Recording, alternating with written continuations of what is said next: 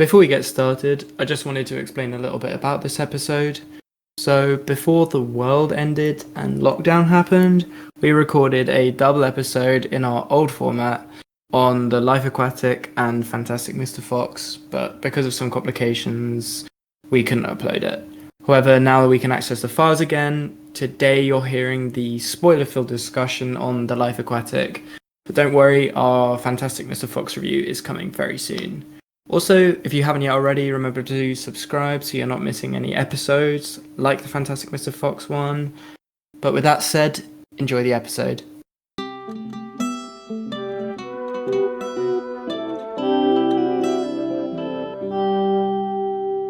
Hello, and welcome to the Minority Arts Appreciation Society, where we're ticking all the boxes. I'm Mattie, and I lead the film discussions. I'm Josh, and I lead the music discussions. And I believe that today Josh wants to start this episode off by talking about YouTube. I was just curious. I was thinking about this a lot the other morning. There's one morning where I couldn't sleep. And I woke up like 4 a.m. And do you ever have that when you wake up at 4 a.m. and you can't get back to sleep? So you're able to get weirdly obsessive about something that isn't otherwise important because you have nothing else to worry about because it's 4 a.m. and you're not expected to do work. I don't know, do you have totally would if I didn't just sleep through the night. When I fall asleep, I'm just out. Okay, well, also I think sometimes that I basically don't need a lot of sleep. So if I'm I'm going to be healthy and go to sleep at 11 p.m., my body is like, what are you doing? I've trained at making you fully functional on 4 hours of sleep. So yeah, I wake up at 4 a.m. a lot of the time. You've forgotten your training. Yeah, literally. Nights and nights of going to bed at 3 a.m. My body's just so used to not needing more than 4 hours of sleep. Anyway, yeah. So there's this podcast I've been really into, which is We Need to Talk About Kevin podcast, which is a great podcast. It's basically about Kevin Smith and his entire filmography, and it's hilarious. Oh wow.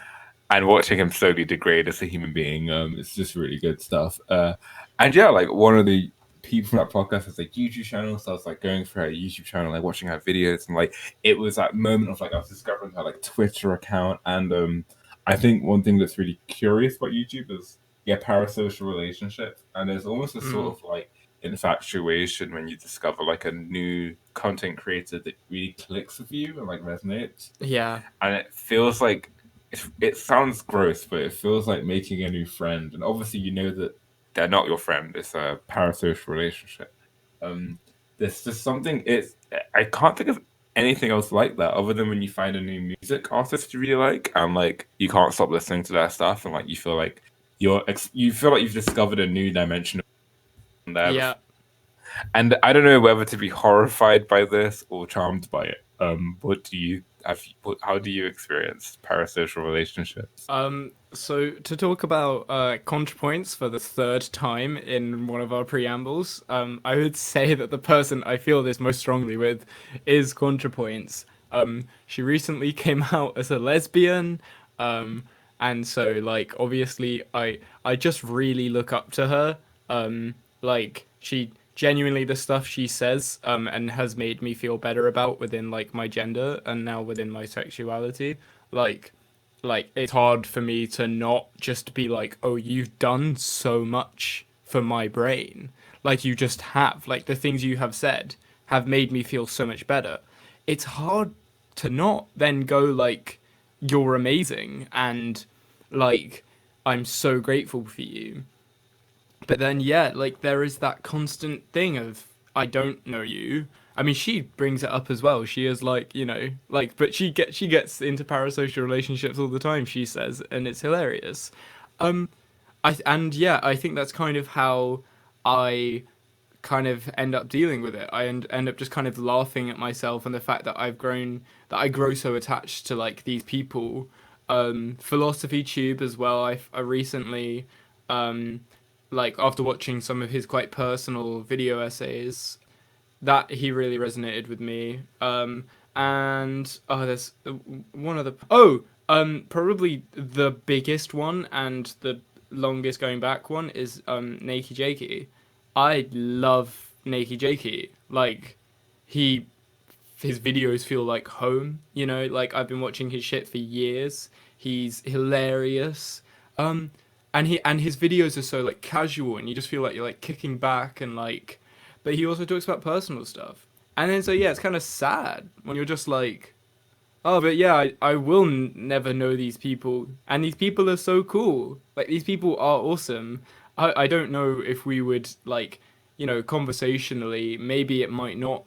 We might not actually get along, but I really feel like if we met, you know, and it's just like, whoa, that's such a weird thing, and you sound weird saying Like a it. weird line of thought. Yeah, because it's like you sound like you feel like a stalker. Like Yeah. you'll imagine like if I did meet that person, hypothetically, how would that go down? And that's like very yeah, no, I think one thing I get like bugged out about is especially with podcasts, I think I get a lot more emotionally attached to podcasts than YouTubers. Mm. And so for example, my favorite podcast is the Now Playing podcast, which is a movie podcast. I said the word podcast a few times in the past. So anyway, Did you know we're I've doing a podcast? whoa. And I've been listening to that podcast for like 6 years. Mm. Um, and I listen to every episode every week. And it's a weird sort of like, this is an emotional stability in my life. And if they, for whatever reason, stopped making episodes, I think it would feel like losing someone. It would be a gaping hole, yeah. Yeah, I remember like the first podcast I went into was the Yeah It's That Bad podcast, which was like really formative for me. Like it, I was like 13 at the time, and it was like one of my introductions to like people chatting about films for 45 minutes and joking around, and they had to like stop making episodes because someone outed their identities, and I think one of them had like a media job, so they would get in trouble for stuff they're saying on the podcast. Um, Oh, so like they just disappeared and they never came back, and it like really fucked me up. fuck. Like I went back, I re-listened to the podcast. Like they have like 145 episodes, I think. I've re-listened to all of them like 3 or 4 times over, and it got to the point where I've like memorized episodes and like memorized all the inside jokes. But it does feel like this sort of. I think because with stuff like podcasts and YouTubers, there's not as much of separation of like identity from content as stuff like music. So like Mm. with that, that's in my opinion that's no different to like obsessing over a discography and learning all the songs. But there, that it feels like I love their music, but it doesn't mean I know them as people. Whereas this is like I feel like I've been sitting in the room with them for years, and it feels like someone's died and not here anymore. And that's just really fucking bizarre. And I hate that I have to feel something so like mushy and emotionally complex about something as trivial as like a podcast or a YouTuber. Yeah. Yeah, and it's like, I mean, it sounds so fake deep, but it's always going through the lens of a machine as well. Oh, I'm just hearing these voices through my headphones. Yet, like, these people are, I believe, awesome. And but you're not even hearing, like, their actual, it's like if you, it's like fucking her. It's like if you just had gotten to know someone exclusively through phone calls. Mm. Um, but yeah, like we kind of touched on, it's just especially with podcasts, which are just normally a lot longer than YouTube videos, as well. Like they're so much more natural and conversational. That's how you get to know people. It's not Mm. just like like, oh, what are they into? What kind of person are they? It's like, how do they talk? That oh my Do god, they make that me laugh? Is their yeah. natural rhythm like appealing to me? And that's crazy. I Like was gonna that's say so weird. yeah, like with like what you said about it's not just what they're talking about. Like that's so true. Like for example, like another one of my favorite podcasts that I'm currently into is the Overdue podcast, which is a book podcast, and obviously it's a podcast about books, but like Mm. one of them like had a kid, and like there was a whole few months where he was talking about like becoming a dad, and the kid was born, and then he talked about what it's like to be a dad, and like he listens Or to old episodes. It's like, wow, that guy had no idea he was going to be a dad in a year from now, and it's like, yeah, after a while, so much of their personal life seeps into the content that you start getting emotionally invested in just them as people, and it's like really confusing. Yeah, exactly. And it is kind of like, I don't know, I feel like when you make content like that, um, like I wouldn't want to be totally like I don't want to be totally cut off. Like there's a lot obviously I'm gonna say nearly like close to most of my life details. But like shit like having a kid, yeah, that is stuff you would want to talk about. And so I feel like to go back to like kind of contrapoints being like you guys probably have parasocial relationships to me, and then her saying like I have parasocial relationships as well. It's just acknowledging that like it is inevitable, just like in the democratization of like kind of media production, um that yeah, you just people have so much more personality and are able to put like so much into it. Like if you look at something like late night shows, I couldn't see someone getting fucking attached to like Jimmy Kimmel seriously, because it not only like not just because of his personality, but just like it's so authored. Mm. But the medium just has an inherent sense of authenticity, Yeah. which sometimes is there, a lot of the time is there, but also like there is inherent inauthenticities to it. I think honestly, I think my favorite like people in those entertainment positions where they're not like making art, quote unquote, but they're more so, like reviewing stuff or talking about stuff or interviewing people. Like my favorite are the ones who really feel like specific and like personal. And like, a great example of someone who does this but isn't like a vlogger type person Mm, is Roger Ebert. This is like someone who reviewed films on network television with his friend Siskel. Um, and it was, it's like a talk show format. It's kind of formal. They're in front of a studio or camera, but like Ebert's criticisms are always so specific and weird and like to him, but he doesn't see it that way. He's just saying his opinion.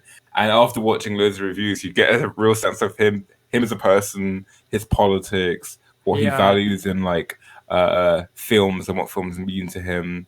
Like one of my favorite ones is he reviewed Blue Velvet and he didn't like it, which is like unheard of now because we're raised to just you have to love Lynch. He's amazing. But this is like a guy who was just like, he was like 30 or something when Lynch was a new director. And, these weren't these films that you can't criticize anymore. They were just films.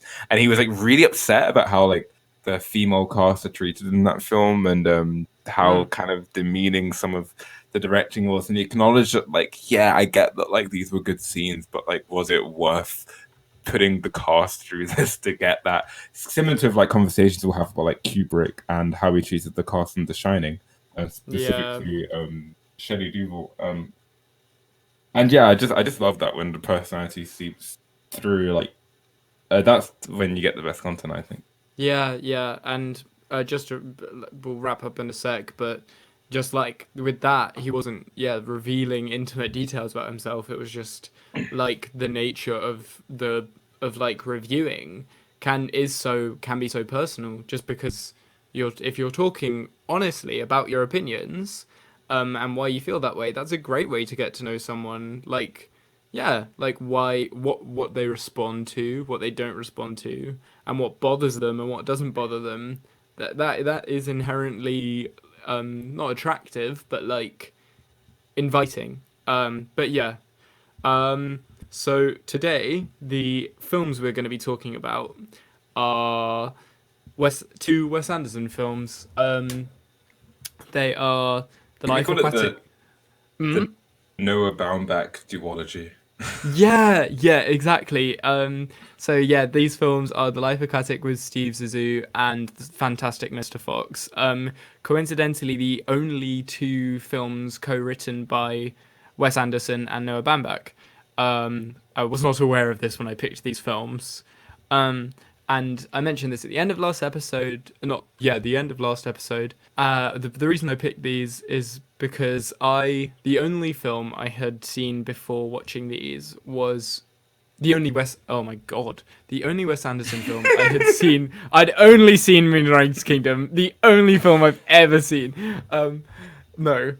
The only Wes Anderson film I'd seen before these two was Moonrise Kingdom, and I kind of hate that film. I like. I'm not gonna get into it. I'll get into it during the review of other stuff, probably in part. But I didn't like it, and what I really want to do is use the discussion of these two films to talk about auteurism, how you respond to directors' works in different time periods, and after seeing different films, what that means for like your opinions on specific films and on the film genre as a whole. Because I think it is a really interesting field, like because obviously films are a massively collaborative process, but we do see films in the modern age as a product of a single voice, that voice being the director's. Um, and Wes Anderson has his trademarks that he's either infamous for or famous for. And I think it's, yeah, really interesting to unpack how those trademarks can change in different contexts once you like certain films and don't. Yeah, so, Josh, what's your history with this Wes Anderson? Yeah, so this is Wes Anderson's a really weird director for me. My history with him goes back to before I knew what directors were.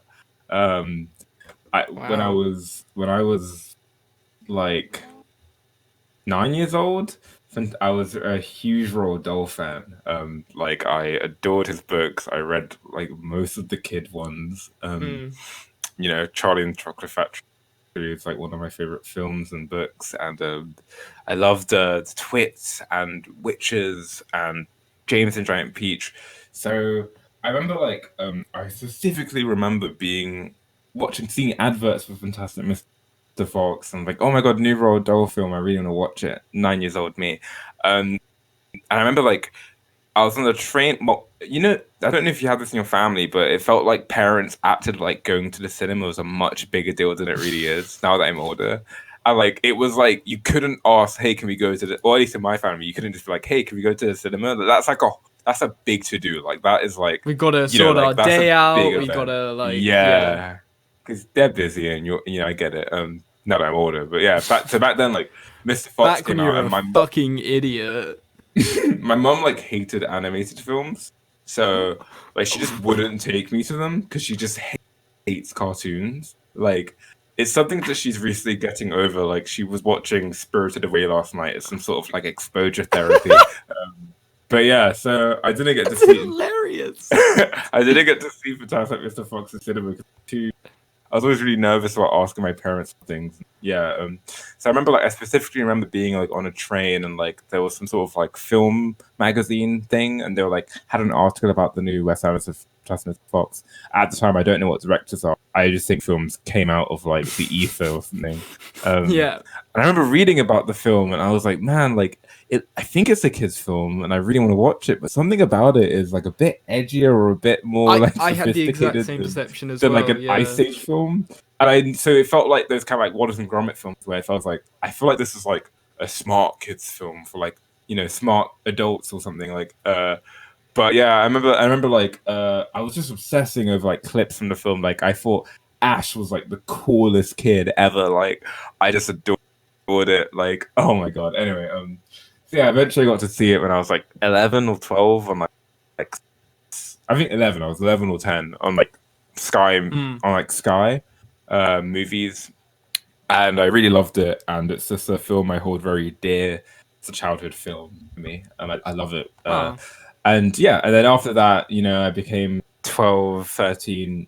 You get jaded. You start hearing about like, oh, you should watch Fight Club. You should watch Pulp Fiction. And now you're like, oh, Tarantino exists, and David Fincher exists, and oh, directors are a thing, and auteurs, and here's Wes Anderson, bopping along. So my first like Wes Anderson film as like post kind of like teenager aware of what's going on was Grand Budapest Hotel, which I enjoyed. I really Mm. enjoyed that film. And yeah, after that, I tried out Royal Tenenbaums, which uh, I really struggled with. I appreciated like the artfulness, but kind of like you experienced in Moonrise Kingdom, I was just really bored. Yeah. I remember like I had to stop watching halfway through to do something, and I came back and I was like, I don't feel like finishing it. But yeah, obviously that's yeah. And then I saw Isle of Dogs in cinemas when it came out, and I really hated Isle of Dogs. Mm-hmm. Didn't like it one bit. And yeah, this is my first time watching The Life Aquatic with Steve Zissou. So Awesome, awesome. So it's your first time seeing Life Aquatic. yes. Awesome. So I'll say my thoughts on my overall opinions on the films at the same time. Uh, I kind of loved both of them. I Wow. had a, Oh.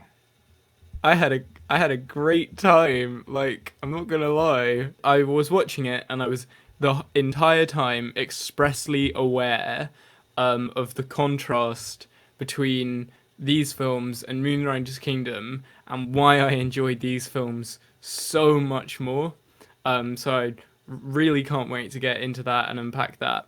But we'll be talking about the Life Aquatic first. Josh, what did you think of the Life Aquatic? Yeah, watching The Life Aquatic was a weird and rocky road for me. Like it started off really good and I was really enjoying it. Mm, And I was like so happy I can't express how much of an artist Wes Anderson and like when you're in one of his films, it's so like you feel like you're in the hands of such a confident director and like such a mm. vividly distinct style. And yeah, we make fun of like soft boys and oh, he's quirky. Look at me, I'm quirky. I like Wes Anderson films. But damn it, he really does He, have a distinct style that's yeah. enjoyable and an aesthetic that's nice to be in. So like, I was just happy to be back into the world of Wes Anderson. Mm. And then about like midway through, I was like, I don't know, I tad bored at points. It And slows down. yeah, but wow, I was really surprised at the last like 20 minutes. It really brought it home, and I think what I feel tempted to say that I feel like Noah Baumbach's um, contribution writing wise helped Wes Anderson with the more emotional components of the film. I feel like I uh, completely agree. Royal Tenenbaums that came before, like there's some really dramatic stuff in that film, but nothing greatly emotionally landed. And I feel like from this point on, Anderson better at dealing with emotion. And one thing I struggle with Anderson is my favorite types of films are very emotional. Like characters are very expressive, and his films are the opposite. It's all about like repression, and And monotone everyone's dialogue. monitored. Yeah, and it's purposeful, but sometimes I can't do it. Like in Royal Tenenbaums, and Isle of Dogs, I just couldn't do it. I hated it. But here, it feels like it serves a real purpose, and there's real catharsis at the end when like Bill Murray finally breaks down in the submarine. It's yeah, it was a really good film. I really liked it. Awesome. So yeah, I think I'm gonna start off by talking about that monotone dialogue, because that was the single largest barrier to my enjoyment of Moonrise Kingdom, and that's because everyone sound spoke and also like said the same fucking way. Like they just were all they felt all to all be the same character. Kind of links back to what we were saying in the intro. It doesn't really matter what you're saying. A lot of the time it matters how you're saying it. Um and I feel like the characters who do speak monotonously in this film do so with a purpose. Um and like there's like so and also Bill Murray, like his character Steve Zissou, he has a very slight twist on the monotony of it, um and also his character has such a like I think really compelling narrative reason to do so. There's something that I find really entertaining about like the kind of past your prime figure, and just comedically that opening like short film that he shows with the jaguar shark and his friend being eaten was so fucking funny. It's honestly so funny, like hardest I've laughed in at a film for a while. And the monotonous dialogue really sold that to me, so it kind of eased it for the film. And also like there's Willem Dafoe's character who's really expressive, and hilarious because of it. Like like he's a really like sensitive guy with really expressive and emotional dialogue, and that's the joke. Um, and so yeah, it didn't just feel like this constant one note like look at me thing, um, that bugged me so much about Moonrise Kingdom. and because of that, I felt like I wasn't. I there's something about that, like, kind of winking. It feels so winking at the camera. In Moonrise Kingdom, I'm so constantly aware that I'm watching a movie, whereas in this I was constantly aware that I was seeing well written and well performed characters, and so yeah, Yeah. that's why this one worked so much more for me. Yeah, I was gonna ask you like why did this work better than Minion? But yeah, you said it pretty succinctly, and that was kind of an issue I had with Out of Dogs. Like, I, ugh, man, I was like, well, I'm gonna go see the new Wes Anderson film. And then watching it, I was like, yep, this is the Wes Anderson film. Yeah, And there was a specific scene. There was like a romance scene in Out of Dogs, which was like one of the most flat, dull things I've ever seen. And it just, I didn't see the point. I was like. Is this just what you do, or is that like are you trying to say something with this? Like, whereas here, yeah, it does feel more serious. I think I have some issues with the performances where, okay, Bill Murray's good in this. He's really good, but he is just being Bill Murray. Like, I think this is every Bill Murray role. yeah, you're kind of right. I think he is sort of just perfect for Wes Anderson films, which is probably why he's been on every Wes Anderson film since his second picture. Holy Um, shit. he is just like perfect because he is always kind of monotone, dull, sarcastic. But underneath it, there's like some sort of deep sadness or repression. Um, so yeah, but it was Bill Murray being Bill Murray. It was good. I thought it. Yeah, I feel a bit let down by like Owen Wilson's performance. I agree. Both of these films, Fantastic Mr. Fox and Life Aquatic, want to say something about fatherhood. And Fantastic Mr. Fox does a much better job. Here, like, I just found it impossible to connect to Owen Wilson's character. And, like, the romance he had with Kate Blanchett, and I adore Kate Blanchett. I think she's, like, I one was of the, so happy when she showed up. she's one of the most beautiful and talented actors in Hollywood. But that romance was so stiff and boring to watch evolve and awkward. And I don't know if that's just him being Canadian or if that's meant to like be a statement or if he himself experiences emotion like that, like a bit like he finds it difficult to connect to people and he's expressing that. But either Mm. way, I did not find the romantic portion. The Bill Murray romance stuff, like when he leans in to kiss her and she turns away, it's still sort of awkward in a way that's really painful and sad. Um, It whereas works like for it. yeah, it works. The Bill Murray stuff works. But yeah, the Owen Wilson stuff in this film didn't hit me. And Owen Wilson's great in his other films, so I don't know what's going on there. But, Yeah, I actively felt myself like the film left when Ned died, and I oh fuck spoil this is a spoiler discussion. When Ned died, and I'll be honest, I didn't care. Um, and the only reason I did care was like for what it did with Bill Murray, but to be honest, I don't really know if narratively Ned needed to die because by that point Bill Murray's arc was kind of done. Like, and when I correct, like, I'm totally happy to be told I'm wrong. But I feel like the conclusion to Bill Murray's arc is when he goes down to see the jaguar shark. Um, and it's and he's able to like just see what really matters. And I don't know if Ned needed to die to get there. Um, and so while I didn't really care for Ned's character very much, I like narrative. I really enjoyed the stuff between him and Bill Murray. I think their dynamic is like funny, and what it reveals about Bill Murray's character is like essential to the story.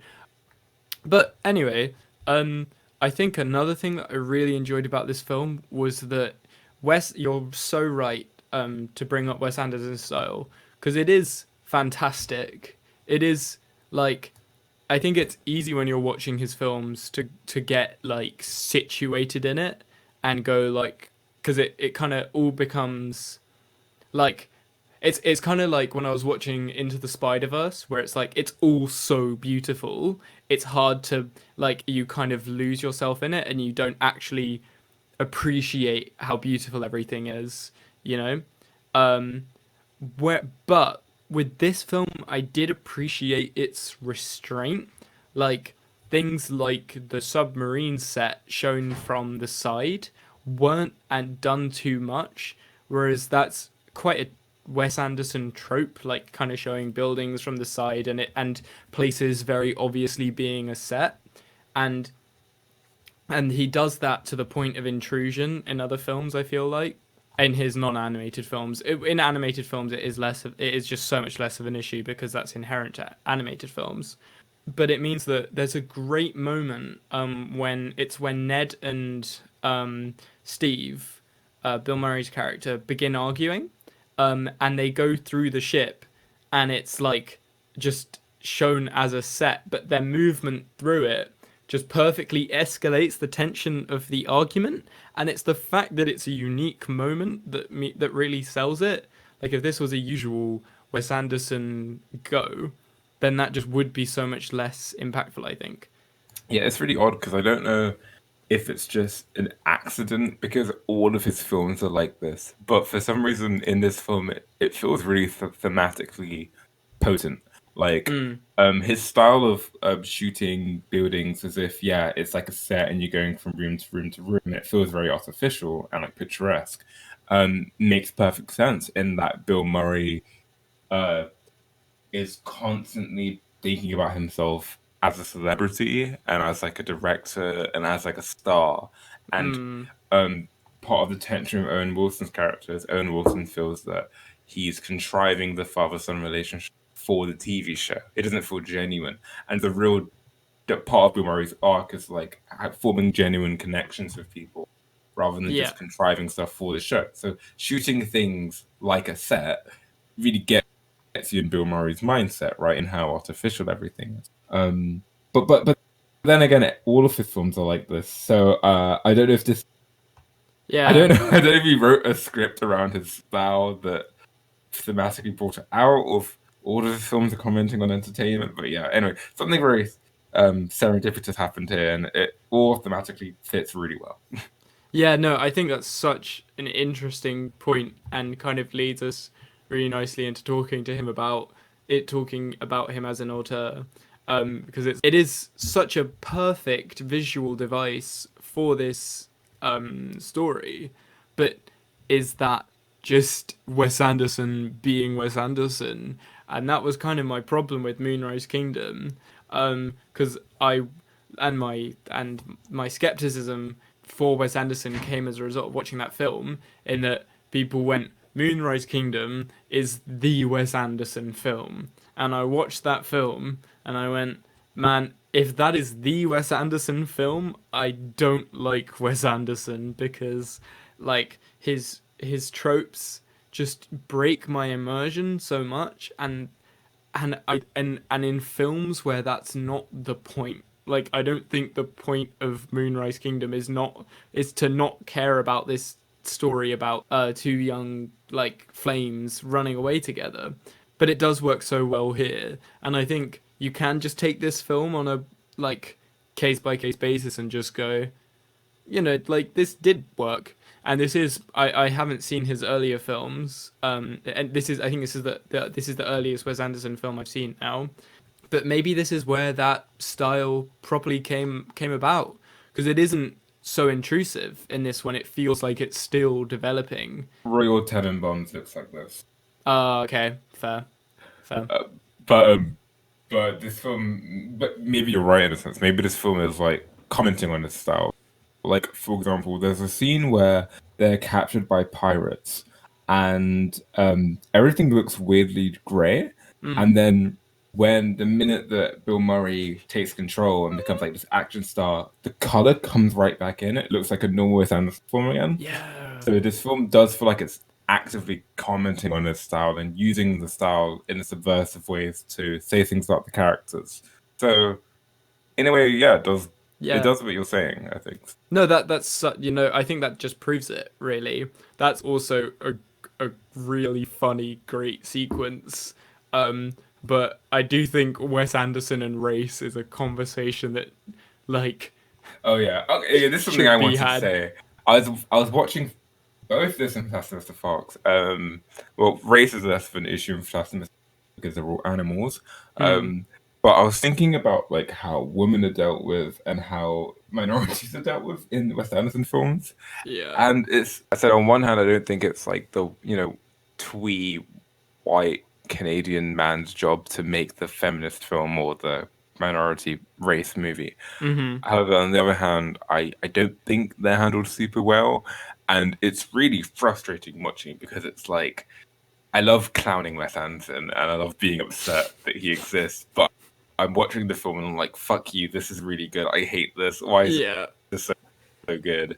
Uh, you know, it's like it is dudes being dudes, and this is a real problem I had going back to Fantastic Mr. Fox, which I still Mm. love, but like, damn, the female characters are completely Yeah. sidelined, and in this film, most of the women are either nagging presences or kind of love interest that men fight over, or just like nude. And there's just like a nudist That was member of the really crew who's weird. Yeah. yeah, I don't really understand why she was nude all the time. And later on, she's actually like really smart and like works out the route they should have gone, and Bill Murray doesn't listen, and that's what gets him in trouble. So I don't remember why she was nude the whole time. I don't know if that was necessary. I don't know if that was just being quirky or I don't Yeah. know. It's I very think. strange. I think it's like it's easy when you're a man, and this is just a symptom of like the fact that men don't have to think about like sexism. Like they don't think about it because they don't have to, which is shitty. Like they should think about it. But he was probably just like, what's a funny thing to do here? Oh, she she never wears a top. Haha. Because like I remember that it like comes when Steve Zissou is introducing his crew in his film within the film, um, and it's like, yep, she's a nudist, and Wes Anderson probably just wrote, and maybe Noah Baumbach probably just wrote that, and we're like, oh, it's just a funny thing, and it's like, nope, you have to consider jokes within the society that you're writing them for, um, and like that bit isn't commenting on like Bill Murray's character at all. It has honestly nothing to do with it. But then yeah, you're right. The other stuff where she's like clever definitely is. With the like you know how Bill Murray's character repeatedly uses homophobic slurs in the film. Okay, well, I was gonna say he says the F gay word like in the first 10 minutes, and I was Uh, like, "Ooh, okay, what's happening?" Yeah. But as the film went on, he he was the okay. Obviously, he was the okay. No, you can disagree with me, obviously. But No, no, no. the only character saying gay slurs was Bill Murray, and um, by the end of the film, I felt like Bill Murray was meant to be a very unlikable asshole. Um, so I wondered, I hoped that that was intentional, that he was meant to be Yeah. this kind of bigoted, misogynistic, homophobic dad guy. And when he reads Kate Blanchett's report of him, he's like, "Yeah, I come off really bad in here because I have been bad." I Yeah. hope that's me reading him in really good faith. No, no, no. Yeah. Like, yeah, I think you expressed that really well. But I do actually like agree. Like, I think at first, yeah, because that word is a really, really horrible word, and just so when you hear it, you're like, oh shit. Um, and like, and so I was kind of like, what are you doing with this? But then when you start to see what he's doing with Bill Murray's character, you start going, like, I became a lot less concerned. Like, the only time he ever uses homophobic slurs um, is when he is in some way being emasculated. Like, he calls uh, Jeff Goldblum's character that word because he's probably cheating with his wife, and also his wife used to be married to him. And he calls Kate Blanchett's character uh, the homophobic term for a lesbian because she spurns his advances and prefers his son. So there's a very clear commentary there of like this old man, like boomer energy, like this old man, like um however, my problem with it is just I don't think that's Wes Anderson's place really, like to write that into a film. Um like I think it is a clever thing, like objectively, Mm. but I mean actually I don't know for sure if he is straight, but if Wes Anderson is straight, I don't know, like it's just a bit like Yeah. like to me like writing, um I don't know, I like if you're writing a piece of film and it makes sense within context, then you can like write like slurs like that. I say that like for my of speaking from my like minority experience, but just for my minority experience. But also like you have to have quite a good reason, and I don't know if that is quite a good reason enough. Yeah, I think I guess I got two things to say about that. On one hand, it's really tough assessing how content creators deal with LGBT issues because I don't think every director has to sign a card about if they've ever kissed a boy before and like officially has to come out if they when they everything makes up. Like it's Yeah. really it is kind of heteronormative to assume yeah, Wes Anderson's a straight white dude. Like he might have a interesting relationship with his sexuality. Like he just doesn't want to be public. Yeah. Um, but yeah, at the same time, with a film like this, it's a question of like, well, how damaging is this kind of going to be? And I think like I mentioned the Kevin Smith podcast, and Kevin Smith deals with LGBT issues horribly. Like, Really. and it's a very like he thinks he's being cool and progressive. Like, so he has a film called Chasing Amy, right? It's about Ben Affleck falling in love with a lesbian, and that film seems to like believe that bisexual people just don't exist, and like, why is she with me? She's a lesbian, and a character in that film is extremely homophobic, and it doesn't feel like the film's being heavily critical of that character. It's just like, oh, look, he's a bit immature. Whereas here, at least it feels like it's harder to come away like, haha, it was funny when he called him the FK word. Whereas in Kevin Smith films, it's like the joke is how hard gay people exist. Um, Mm. Mm. and so here it's a bit easier to defend. Like I don't see this being as damaging. And I think if you were an LGBT person who was offended by words like that, there's enough evidence that Bill Murray's meant to be unlikable that you won't feel like the director's saying it's super cool that Bill Murray says these words. But it's not a serious engagement with LGBT issues. It's just kind of I guess it's kind of flawed to use minority issues as like flavoring top making your characters more colorful, I guess. Another thing I wanted to say is when you said about is it his place to say these things? I was talking to you earlier about how much I've been adoring Spike Lee's Do the Right Thing, and it's one of the most empathetic looks at race in all races, not just black people. And he writes about these characters who they're like Italian owners of a restaurant in a black community, and the son of the owner is very racist. There's a whole monologue in the film where Spike Lee's character is like, "You love Prince, you love Michael Jackson, like they're black too, like why are you being racist to like normal black people?" And there's this great line, this great monologue where the racist Italian son says, "They aren't niggers. They're like they're different to black people because they've like ascended this sort of," and it's like Mm. but the whole film, what's so genius about that film is it never feels like that is just token racist character. It's a nuanced character, and there are parts that you feel bad for that character, and like it's obviously bad that they're racist, but it's dealing with the complex kind of cultural strife between different races in areas that are like that. Um, and the tension between the Italian community and the black community, and it's Mm-hmm. just really nuanced. And I feel like it's not just like pointing at white people like "don't be racist," rah. It's like, hey, it's really complicated to talk about these issues, and it's so much nicer hearing that Spike Lee than if like Tarantino wrote that film, where it's just harder to take him in good faith. Yeah. Um, so yeah, I think who you are does matter. Yeah. That was really point really well made. Um Wow, oh wow, yeah, time's gotten on. We should probably get into our recommendations and our wrap-ups for this film.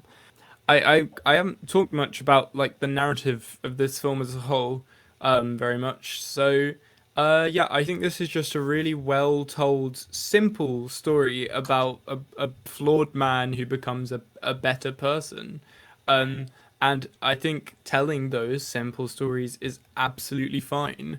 Um, and what Wes Anderson does with that simple story is tell it with a visual and stylistic flair that brings a lot to it. Also, the setting has a lot of inherent charm, and that's used to, I would say, full advantage comedically and emotionally. Um, and the main character, yeah, you're so right, Josh. He kind of is just Bill Murray being Bill Murray. That's kind of great every time though. So yeah, I would like wholeheartedly recommend this. It's a really fun watch, I would say, even if it does drag a bit in the middle. What about you, Josh?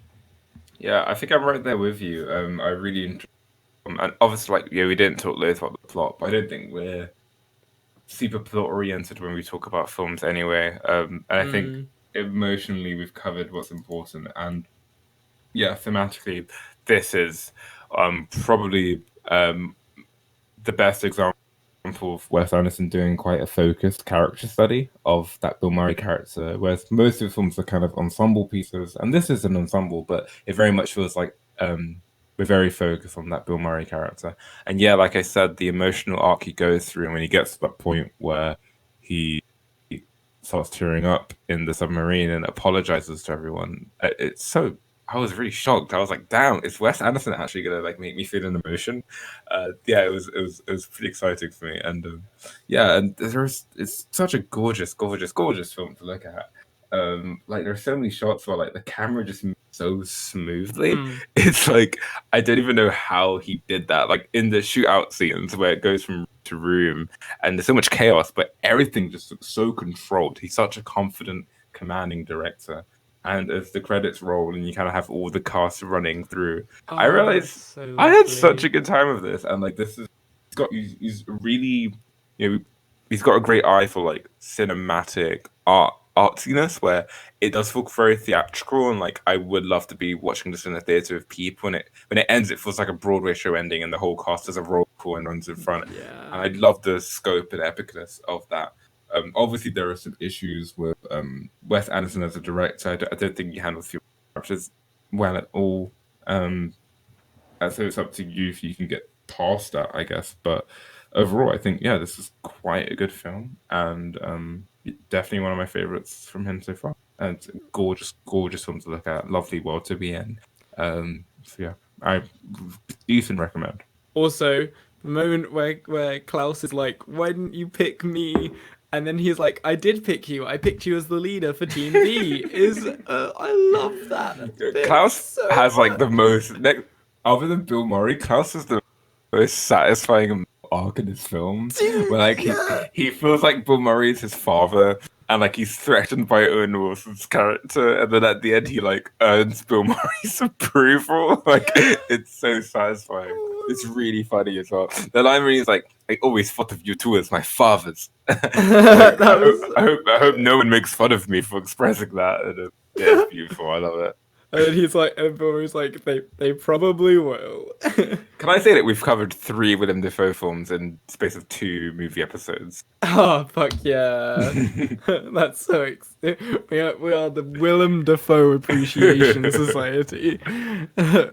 So that was our episode on the Life Aquatic. Thanks very much for listening, and tune in next week for the first part of Josh's switcheroo discussion on Paul Thomas Anderson's Magnolia.